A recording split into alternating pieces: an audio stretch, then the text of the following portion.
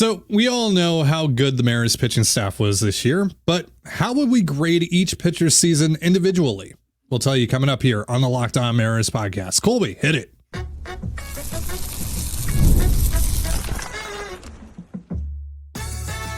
You are Locked On Mariners, your daily Seattle Mariners podcast.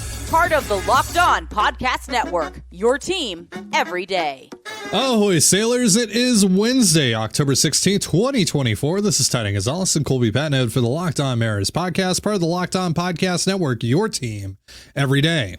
On today's show, we'll be handing out individual grades to many of the Mariners pitchers and officially close the book on the 2024 M's. We'll get into that during the second and third segments of the show because someone forgot a player for his top 5 free agent list yesterday. Somebody didn't remind me, so sure, yeah, because I was totally aware. Yeah, I was totally aware of that. So we're going to be talking about that first, but before we do, shout out to our title sponsor today, FanDuel. Place your first $5 bet and you'll get $200 in bonus bets guaranteed. Visit FanDuel.com to get started. And if you want to hear from me and Colby even more and help support the show, check out our Patreon. Sign up now to hear us create our 2025 Mariners off-season plan before we show it off here.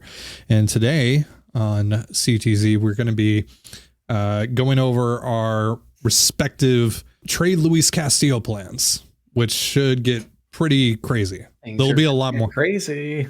Gonna get wild. They should be at the very least a little bit more interesting than our let's call them the more realistic plans, the normal plan. Yeah.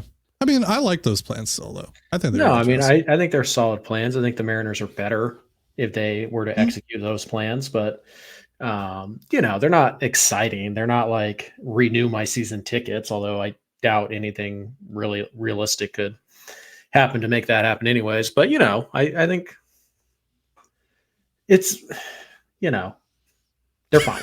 Sure. Sure. And like, if that's the off season, I'm like, oh, solid B, like really nice work. But today we're going to have some fun.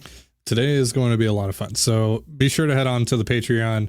Head on over to the Patreon if you haven't already, if you're not subscribed already. We'll also have that post available for purchase if you just want to have a one-off. The minimum we can charge for it is $3 according to Patreon. So we can't charge any less than that. If you guys pay $2 more. Yeah. You get 8 shows in a month instead of just one show. So think about it. Not trying to upsell you here, but yeah, for $2 more, you get a hell of a lot more value. Yes, the Patreon charging $3 was a bit of a disappointment. Yeah, I was more so thinking along the lines of like $1. Yeah, same. Yeah, but what can you do? So I would just sign up for the tier 2 membership. Yeah, or heck, absolutely. For the tier, even if you still just want to spend the $3, just sign up for tier 1 today and you'll get to hear that episode still today, and then you'll get 1 episode every single week, so you get 4 a month for the same price. So but whatever you want to do, I mean, it's your money. All right, so yesterday we get done recording, we did top 5 Tuesday. Colby did his top 5 Mariners free agent targets. I did my top 5 Mariners uniform combos, and as I'm editing the show, Colby texts me and goes, dude, I messed up. And I'm like, oh no, what did he do? Is he getting me fired? What's going on here? All right. So I ask him what's up. And then he sends me a screenshot of his notes app in his phone. And it says, and it's his top 5 lists that we went over yesterday. I see all the names. I don't see anything wrong with that until you look at the title of the note itself. Top 5 free agent targets after, and I'll let you tell the people who it's after. Yeah. So essentially, when I was writing my list down, I went through the caveats that I went through at the beginning of the show yesterday, like no mega stars, no $20 million AAVs, no, 3 to 5 year contracts for guys in their mid 30s, no option guys, because we don't know if they're going to get picked up or not. And I went through all that. I was like, okay, so who's the player that kind of like exemplifies all of this? And it's Jurickson Profar, who is probably going to get a 2-year deal, blah, blah, blah, blah, blah. We'll talk about it in a second. And I was like, okay, Sure. so this is like my Jurickson Profar list. So I instead of calling it the Profar list, I just call it top 5 after Profar, because I figured I would just, mention those guys and then be like, and then obviously number 1 is Profar. Well, I made the list. I didn't actually look at it when I was doing my top 5 yesterday, and I totally forgot to talk about Jurickson Profar, who would be my number 1. How did you remember Mike Soroka and not Jurickson Profar? That's my question. I've been really hyped about Soroka. Okay. Last few days. Potential spoiler there. Yeah, I was really excited to talk about Soroka. So I've been like that's been my free agent bullpen target for the last couple days. And so, yeah, to be honest, I'm not super excited about Profar, but just when I went down the list and all the criteria, it's like, yeah, I mean, he's the guy who checks the most boxes. So, sure. Yeah, I get excited about weird things and like small players. You know what I mean? Like, I'm more interested in like, hey, who's the 7th guy in the bullpen going to be? Than like, hey, who's the starting third baseman going to be next year? It's like, well, they'll figure that out. But let's talk about Bizardo and how he could be a high leverage arm. So yeah, big swing and a miss on my end. So Profar is coming off by far a career year with the Padres this year. Outlier status career year. Yeah, absolutely. Because the year before, he was the worst player in baseball, at least one of them. Yeah. Negative 1.6 F4 last year. He was god awful. He ends up slashing 280, 380, 459 this year. That's a 139 WRC plus, 4.3 F4. His career high in F4 before this year, you might be wondering, 2.4 back in 2022 with the Padres as well. He posted a 15.1% K rate, 11.4% walk rate, and hit a career high 24 homers and drove in a career high 85 runs. A lot of career highs that we're talking about here. Yeah. At 31 years old. First time he's gotten to 20 homers or really even come close since 2019. So yeah, it's been a hot minute. And when you look at his StatCast page, it is bleeding red. And the problem is he's literally never done anything close to this before. And so how do you value this? That's part of the problem, right? Because like, if you're Profar, you're like, I'm 31. I just put up this great year. Are you looking for, $100 million? Like in a thin free agent market? Maybe, but are teams going to be willing to give it to you? I doubt it. Because, again, you haven't been this guy. Like before this, your best season was probably, I don't know what it is by Fangraphs metrics, but it was probably 2018 when you hit 254, 335, 458. So yeah, you have to go all the way back to like 2018 before you get anything remotely close to what he just did.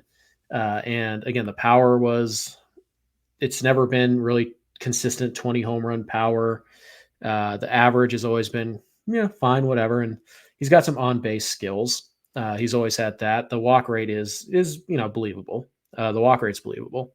The K rate is believable. So there are some things about the profile that say, yeah, no, he's done that in the past. That's repeatable. But the power, the exit velos, so what you have to figure out is this a guy who has figured something out? Or is this a guy who just got hot at the right time and the league will make their adjustment to him and he'll go back to being the player that he was, which again, last year in 2023 was one of the worst qualified players in baseball. He was terrible. And by the way, on top of that, he's roughly Randy Arozarena defensively in left field. Not a great runner. So there's some defensive questions there. He's not going to provide a ton on the bases. He did steal, I think, 10 bags last year. So it's not nothing. But again, he's not a great runner, slow sprint speed, terrible defender. He's a switch hitter, and he does have a lot of infield in his background. It's just been a while since he's played there. So could the Mariners be like, let's put Profar at third base? Do they want to try that? Because if he's just the left fielder, he's probably more of a DH for you, because I'd rather have Randy Arozarena out there. He's a better athlete. Profar is interesting because there's a very real possibility that he might have to take 2-3 year deal worth, $15 million a year. Like that might be what the market says he's worth. But my guess is that he's going to want like 6 and 100. Like he's going to want to be played like a star because he did just put up a star-like season at the plate. Like you have to give it to him. How repeatable is that? How much are you willing to bank on it? Because if you're the Mariners, you have very limited options. And if you're going to spend, let's say you have $30 million to spend this winter, right? If you're going to spend half of it on Profar at a minimum, you have to be right. And if you're wrong on Profar, the likelihood is that the rest of your offseason not going to matter that much. So you have to be right at least to some degree on Profar. You have to get that question right. So there's big risk there. But again, look at the rest of the list I gave you yesterday. There's risk up and down that list because that is the position you're in when you're not willing to spend at the top of the market. So Profar to me, super fascinating. I have no idea. I can't give you a feel. Like, is last year real? Is it a mirage? I think it's probably a bit of both. What I need from Profar to feel good about giving him $15 million a year. And again, that might be a low guess, but I really don't think a team's going to give him $20 million in 5+ years, but I need him to be 270, 340, 400, at least something like that for me to feel pretty good about giving him that. And I don't know if it's going to get there. I'll tell you the number that stands out the most between this year and last year and why I'm really not loving the idea, but I do think he is I think he's the swing for the fence and hope you're right type of guy that they'll actually be able to afford. In his career, Jurickson Profar has posted a 33.5% hard hit rate. Average in the big leagues, major league average, 36.5. So he's been 3% below league average for his entire career, except for this last year. In 2024, his hard hit rate, 44.4%. He's never been above 34.3% before. That's outlier status. And again, the question is always, is it an outlier because he got, I don't want to say lucky because he did it over and over again, but is this just a one-off or was there he made a mechanical change right, that has led to this? At 31 years old, it's certainly not out of the realm of possibility. We've seen guys explode right around 30, 31 before. Typically it doesn't last very long, right? It's kind of maybe you get 1 or 2 years of that. And then at 31, 32, your bat starts to slow down and blah, blah, blah, blah, blah. So a lot of questions with Jurickson Profar, but I do think if you're looking for a guy who has some star upside at the plate, who isn't likely going to cost like star money, Profar is kind of the only one. Yeah, if the cost is reflective of the major risks and red flags involved here, then sure. I think the most I'd be willing to give him is the contract that Mitch Haniger got from the Giants. I think that's where I would absolutely top out. And even then, I'm like, yeah, even then, I'm considering what else the Mariners have to accomplish here. Well, and the other thing too is like, again, like you said earlier, is like, where is he going to play? I don't feel great about him playing second and third base. It's been a long time, but third base might be your best option. But also, as we've said, beggars can't be choosers, and there's a pretty decent chance that you're either going to sacrifice defense completely for the sake of offense at third base, or you're going to ask someone to do it who's never done it before. Yeah. So, yeah. It's interesting. He's fascinating. He's by far the most fascinating free agent in the market, though, because of the year he's coming off of, but the wild inconsistencies in his history and the fact that, again, he just hasn't done anything even close to what he did this year. Yeah, he's a potential landmine. Yeah. So let's get into our pitcher report cards in just a moment. But first, a reminder, this episode of the Locked On Mariners podcast is brought to you by FanDuel. NFL fans can start the season with a big return on FanDuel, America's #1 sportsbook. So when you get a hunch in the middle of the game, you can check out the latest stats, view live play-by-play, and so much more on the same page where you place your bets. You'll get started with $200 in bonus bets. Yeah, you heard that right. $200 in bonus bets guaranteed when you place your first $5 bet. That's FanDuel.com. And you're listening to the Locked On Mariners podcast. It is time to start handing out some grades to the 2024 Mariners pitching staff. We did the position players last week, and we're going to get the bullpen out of the way here before we get into the rotation, which is obviously the big thing here. So we're not going to, obviously there's so many relievers that pitch for the Mariners this year. We're not going to get into every single one of them. And some guys like Gregory Santos, who only threw, 7-ish innings, we're not going to even bother because of the injuries and all that stuff. So we're going to do, I believe, Andres Munoz, Taylor Saucedo, Trent Thornton, Austin Voth, Edward Bizardo, Colin Snyder, and Troy Taylor. Maybe we'll also do Gabe Spire, but again, injuries. So I guess, do you want to start there? Gabe Spire, you want to give him a grade? I mean, it's really more of an incomplete. But just very inconsistent this year when he was up. He had issues with walks. Velocity jumped up and down. So it's very clear that he was impacted by injury this year. So, I mean, I don't want to be too harsh on him, but it's like a C- at best. Let's get into someone that I know you're really excited about, Edward Bizardo. So we all remember when he came into that game when it was 7-0 Mariners against the Rangers or whatever it was. Mm-hmm. Yeah, and he nearly blew it, and it took a great play from Tyler Locklear to end that game. Well, he actually wound up having a pretty good season overall. Mm-hmm. 27 2/3 innings pitched, 4.88 ERA, not great, but a 2.70 FIP, 2.96 xFIP. He averaged 10.73 Ks per nine, 2.93 walks per nine. It's pretty good. He looks like he might be someone that's actually a factor in the 2025 bullpen. Now he has to make it. He has to make the roster. He's out of options. So, right. Overall, how would you grade his season? Really solid, B+. Again, the ERA is elevated, but when you're a reliever who only has 23 innings, I think we said, right? When your reliever only has 23 innings, if you have one or two bad outings, your ERA is shot for the year. And he certainly had one or two bad outings, but really at the end of the year, he was probably your second best reliever. And you could see the Mariners start to use him in more leverage spots. Like he used to be the mop-up guy, and then it was, here and there. And then towards the end, he's pitching in extra innings in the 10th, with the go-ahead run on second base and nobody out. 55% ground ball rate, plenty of strikeouts. The walks got under control, a lot of soft contact too. So, we know that the Mariners have liked Bizardo for a while. They acquired him last year, and there were times where we were all clamoring for them to DFA him, and they just wouldn't do it. This is why we're seeing the guy that the Mariners thought they could get out of Bizardo, and he has so far. So for me, it's a B+, and I'd say he's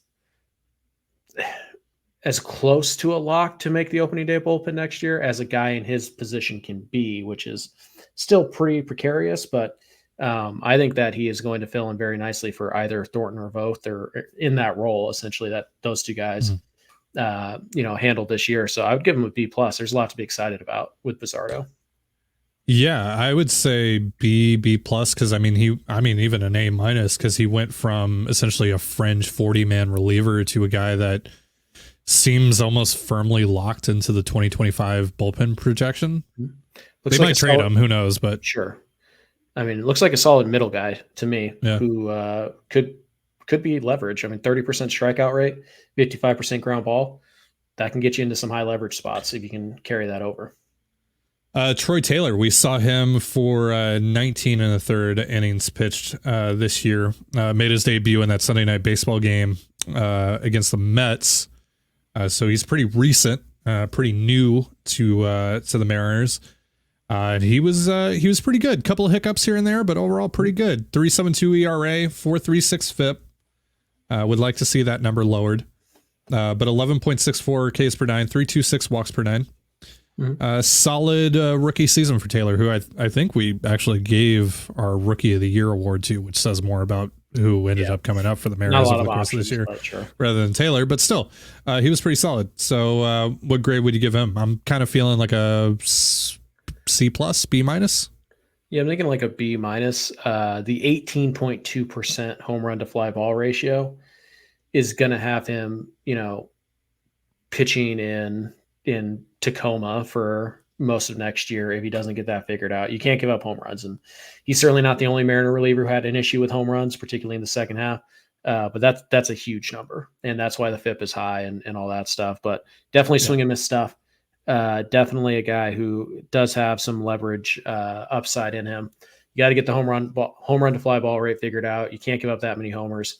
But yeah, obviously swing and miss stuff, like you said.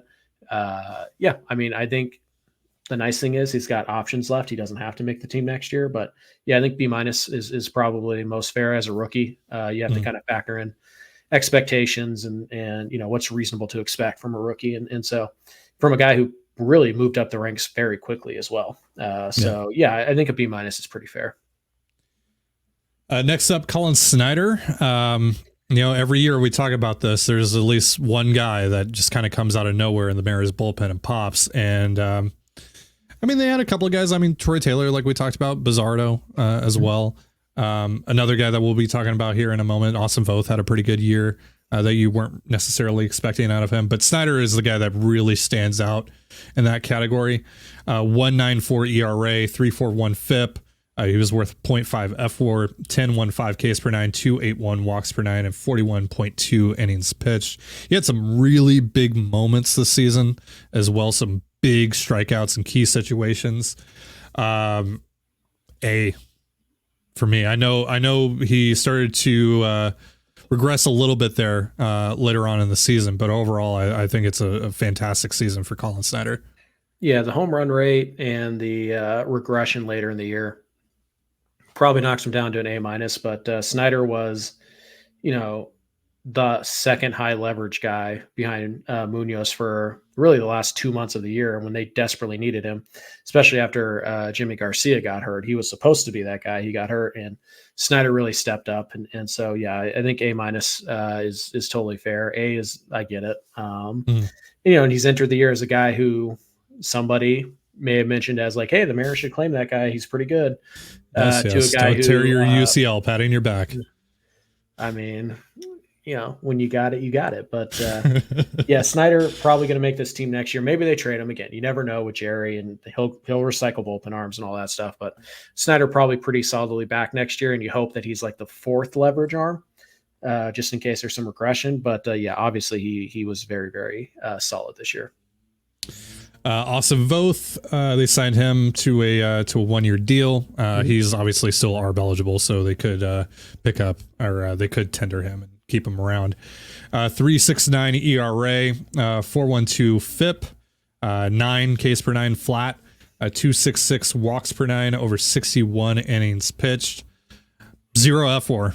Fangraphs had no idea what to do with him. So Fangraphs overvalue strikeouts and undervalue creating soft contact, which both is. He struck out a batter per inning. Yeah, but that's not great for a reliever.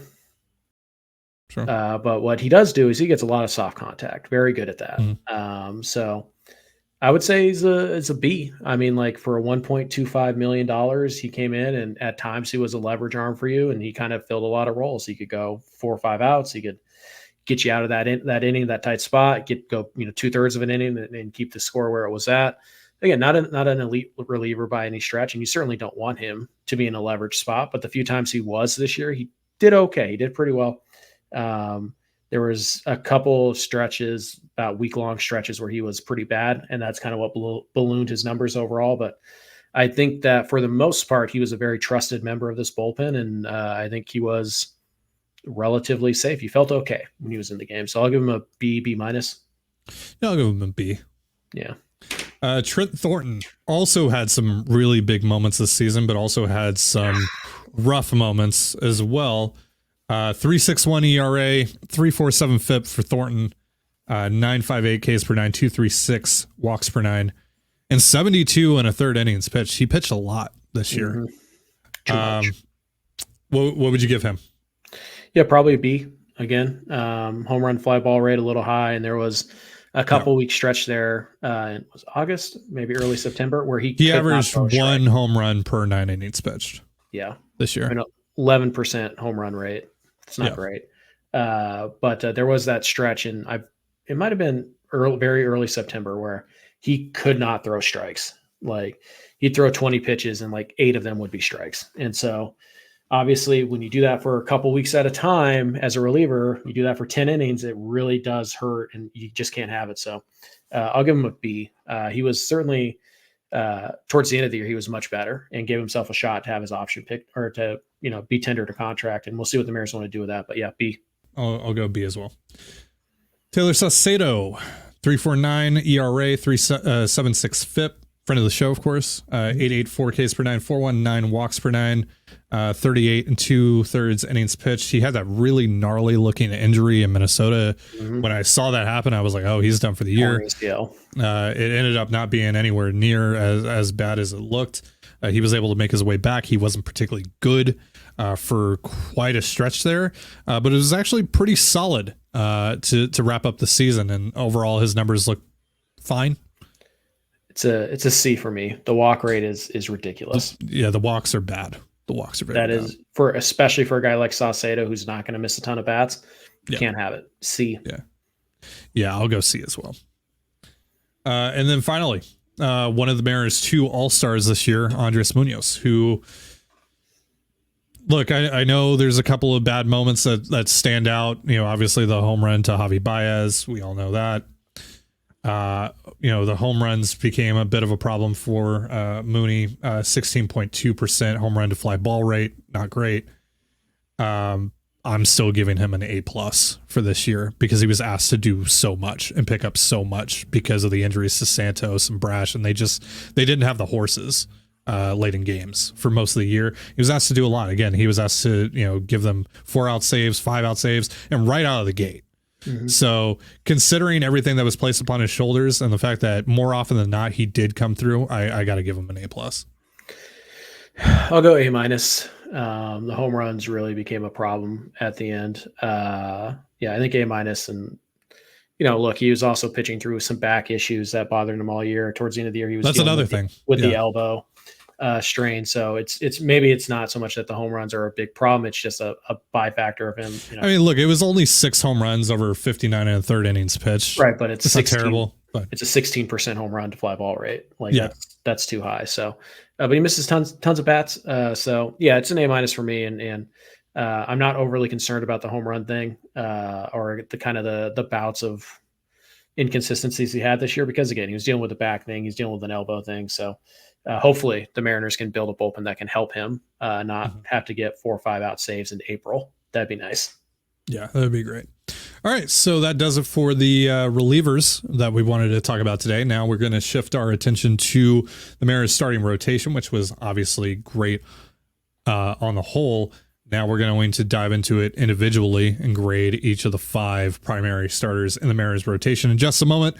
But first, a reminder, this episode of the Locked On Mariners podcast is brought to you by Game Time and PrizePicks. So I used to live in New Mexico, and down in New Mexico, there are 0 pro sports teams, and a lot of bands and artists that I listen to skip going there more often than not. So when I moved to Toronto, where there's a baseball team, a basketball team, a hockey team, even a soccer team, and there's great music being played every night in the city, I was right in my element. When I want to catch a ball game or my wife and I want to see a band, I always get my tickets through Game Time. And that was the case well before Game Time sponsored our network and before I even joined the network, because it is truly the best ticketing service out there, hands down. I truly believe that. And now it's getting even better thanks to Game Time Picks. Game Time Picks filters out the fluff to show you only incredible deals on great seats, so you don't have to waste time searching through thousands of tickets. I can just go on the app, it'll show me the best deal right away, it'll show me the exact view I'll have, and most importantly, it'll tell me exactly what I'm going to pay with Game Time's all-in pricing, so there are no annoying little fees that pop up at the last second.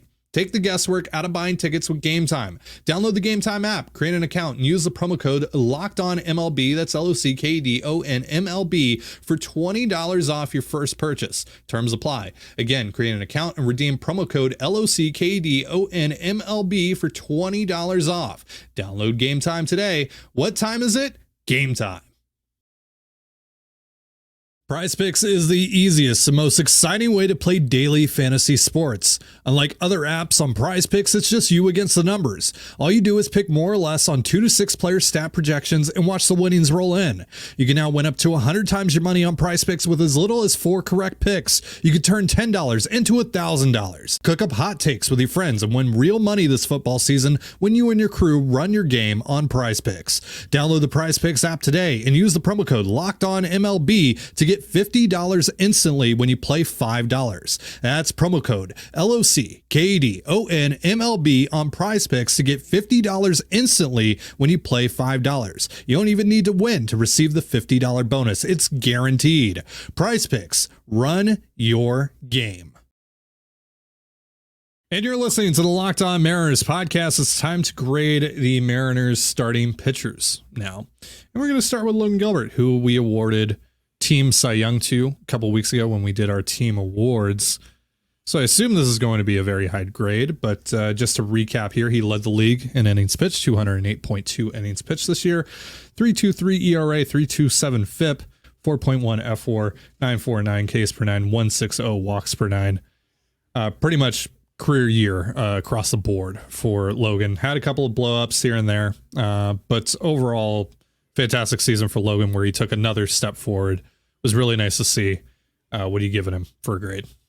A-. I feel like there's still more to go get. Also interesting, he led the league in whip. So if you're a big whip fan, Logan takes that cake too. He'll get some Cy Young votes, down ballot Cy Young votes, as he should. But the blow up starts are very much a real thing. And not only the blow up starts, but how about the starts where he would go like 6 2/3 and then he would hang a slider and then all of a sudden he gave up 3 runs in 6 2/3 when he had a shot to get out and end on a high note. And those are very minor things, but if you're grading Logan on an ace curve, which I mean, he's pretty close to being there, then I think those things do come into account. So I don't know if like the strikeouts can get much higher. I don't know if the walks can get much lower or anything like that, but I do think that he can have fewer of the blow up starts. So I do think the ERA and the FIP and all that stuff could get lower. Luis Castillo? B-. 3.64 ERA, 3.91 FIP, 2.3 F4, 8.98 Ks per nine, 2.41 walks per nine, 175 and a third innings pitched. He obviously finished the year on the IL. First time he's been on the IL with the Mariners. And too. So yeah, nothing too concerning. Yeah, nothing too serious. But we did see a pretty significant dip in the strikeouts this year. He had been around 10 Ks per nine the last couple of years. Obviously, like I just said, 8.98 Ks per nine this year. So essentially still averaging a strikeout per inning, right, but not where he's typically been. But overall, pretty good year. Yeah, just too inconsistent. Just really did avoid like the big, massive blow-up starts for the most part, but had a few too many, 6 innings, 4 earned, 6 innings, 5 earned. So which with this offense is a death knell. Pretty much. So yeah, that's why it's a B-. Still pretty good. I'm still totally expecting him to be a Mariner next year, and I'll be very happy that he is. He's still a very good pitcher, but B-. George Kirby, Jorge, 3.53 ERA, 3.26 FIP, 4.2 F4. That's pretty much where he was last year. 191 innings pitched. He got one more guy out than he did last year. Basically, he had 190.2 innings pitched last year. 8.43 Ks per nine, 108 walks per nine. Yeah, he was George Kirby. Still doesn't have a consistent out pitch, consistent strikeout pitch.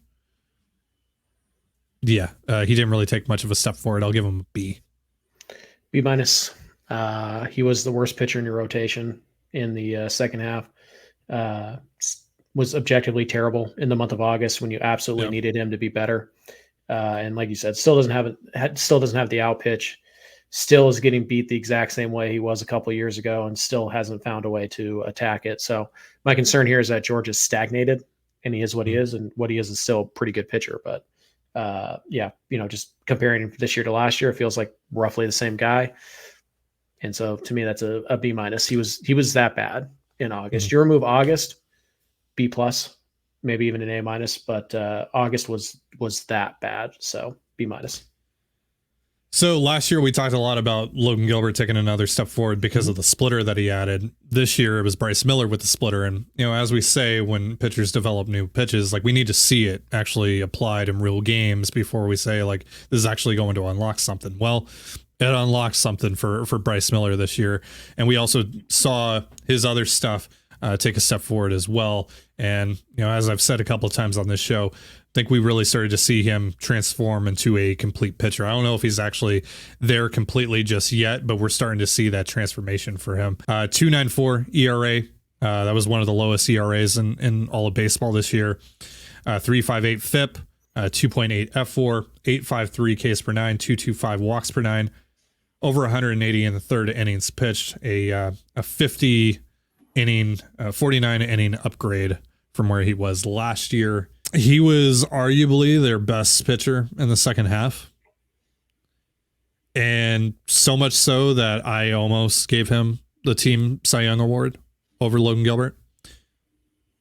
But because Gilbert just was asked to do more, did more, and had more of a consistent season than Miller, I still gave it to Gilbert. But Miller was right there on the doorstep for me. I'm going to go with an A for Bryce Miller. Yep. It's an A, and somewhat shockingly, there's still more to go get. Like, this might not be a ceiling. My favorite stat for Bryce Miller here. Here's a list of pitchers who had more innings pitched than Bryce Miller and a lower ERA, which is the whole point of pitching, right? Get a lot of outs, give up as few runs as possible. Mm-hmm. And those two very important metrics, the pitchers who were better than Miller in both. We have Tariq Skubal, about to be the Cy Young Award winner. Yep. We have Corbin Burns, probably the runner-up. And we have Zach Wheeler. End of list. It's a pretty good company. Pretty good. A. And then finally, Brian Wu, 121 and a third innings pitched. It's about a 34 inning increase from last year. And that's in spite of dealing with some pretty serious sounding arm issues in the start of the year. And then he went on that stretch where he was going 6 and 7 deep pretty consistently. Finishes the year 2.89 ERA, 3.40 FIP, 2.3 F4, 7.49 Ks per nine, 0.96 walks per nine. So even better in the walks department than George Kirby. Obviously in less time, but still. I've said this before. Brian Wu is my favorite pitcher to watch in this rotation. He's my favorite pitcher to watch in baseball right now. The delivery is so effortless. And while there is a little bit of concern about the fact that he really only does have the fastballs to offer right now, it is really fun to watch a guy just be like, here are my fastballs, hit them. And then watching teams, consistently fail to do damage with them. It's pretty sick, actually. Like I can't lie, it's pretty dope.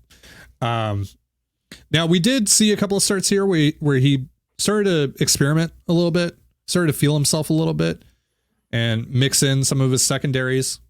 And at times there were some flashes, so we'll see what he does this offseason to maybe hone that.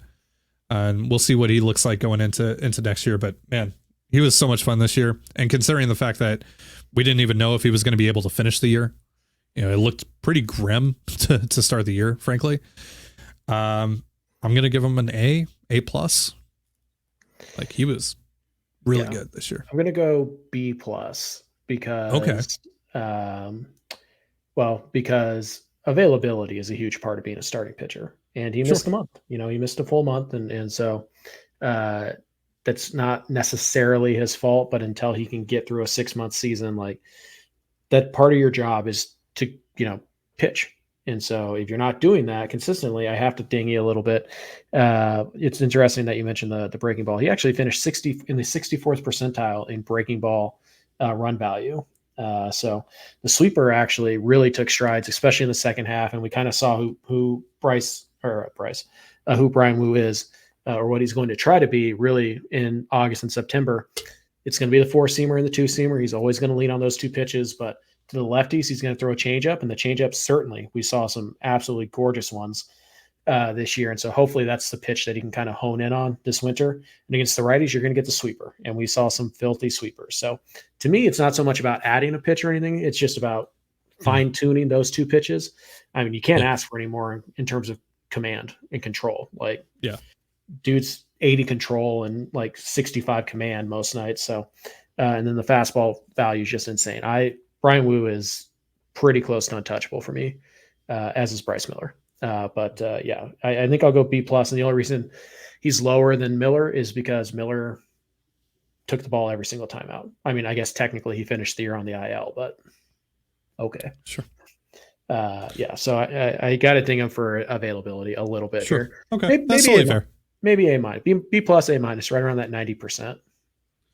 I'm a little biased because again, he's my favorite pitcher on the staff and my favorite pitcher, and he's my favorite pitcher in baseball. So I'm willing to ignore I guess for me, it's more like, what did he do in spite of the injuries that kind of boosts his grade? That's kind of how I looked at it. Yeah. And I also think that it'd be really nice if he could miss a few more bats. He did last year. This year, they went way down, but he's still super effective. He also had higher walks. Significantly higher walks last year. So find the balancing point there. But I'm super excited about Wu, but I'll give him B+, A-, somewhere in that range. All right. Well, that's going to do it for our show. And now we can officially say that we are closing the book on the 2024 Mariners. Good riddance, frankly. You will not be remembered fondly. Yeah. We'll remember the starting rotation fondly. And those last 5 to 6 weeks of offense. But overall, I'm ready to move on. The Justin Turner era will never be forgotten. That's right. Play the music. Before we get out of here, a reminder that Locked On has launched the first ever national sports 24/7 streaming channel on YouTube, and now it's also available on Amazon Fire TV and the free Fire TV channels app. Locked On Sports Today is here for you 24/7, covering the top sports stories of the day with the local experts of Locked On, plus our national shows covering every league. Find Locked On Sports Today now available on the free Fire TV channels app. Thank you so much for joining us here on the Locked On Mariners podcast. For Colby Patnode, I'm Tiding Gonzalez. Be sure to give us a follow on Twitter at LO_Mariners. You can follow me at Tiding Gonzalez and Colby at CPAT11. That's CPAT11. You can also find all that stuff in the description of this episode. Have yourself a beautiful baseball day, and we'll see you next time. Peace.